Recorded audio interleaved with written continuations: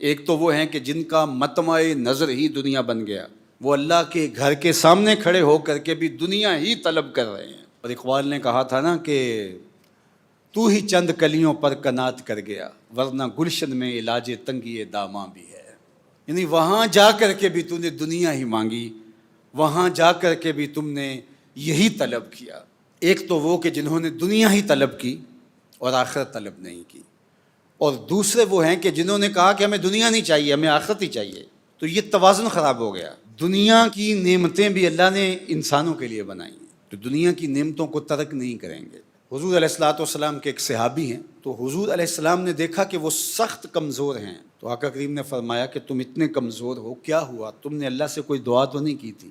جی حضور، میں نے اللہ سے دعا کی تھی کہ اللہ آخرت کے حصے کے دکھ بھی دنیا میں دے دے اور میری آخرت صاف ہو جائے۔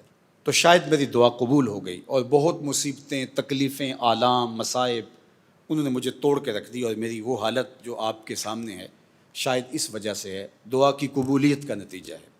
تو بظاہر تو بڑی اچھی بات لگ رہی ہے کہ آخرت صاف کر لی، دنیا میں ہی بھگت کے چلے جائیں، لیکن اللہ کے محبوب نے اس صحابی کی اس بات پر اس کو داد نہیں دی، نہ تحسین فرمائی، بلکہ اصلاح فرماتے ہوئے کہا کہ تو نے یہ کیوں کہا کہ آخرت کے حصے کے دکھ بھی دنیا پہ آ جائیں؟ تو نے یہ کیوں نہیں کہا ربنا آتنا فی الدنیا حسنۃ وفی الآخرۃ حسنہ؟ اللہ دنیا میں بھی خیر کر دے، آخرت میں بھی خیر کر۔ تو یہاں ذلیل ہونے کے لیے تھوڑا آئے ہیں ہم، یہاں بھی ہمیں عزت ملے۔ عزت تو اللہ کے لیے ہے، اس کے رسول کے لیے اور اہل ایمان کے لیے۔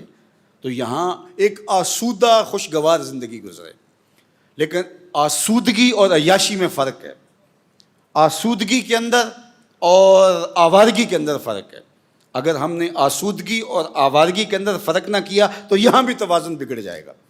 تو اس لیے ہمیں حسنات دنیا، تو حسنات دنیا کون سی ہوگی؟ دنیا کی وہ آسودگیاں جو شریعت کے دائرے میں ہمیں حاصل ہوتی ہیں اور تجاوز جس میں نہیں ہوتا، تو وہ ہم اللہ سے طلب کریں۔ اور اللہ کے محبوب کا یہ طریقہ تھا کہ دو چیزوں کے اندر جو ایسر تھی، یعنی آسان تھی، اس کو اختیار فرماتے۔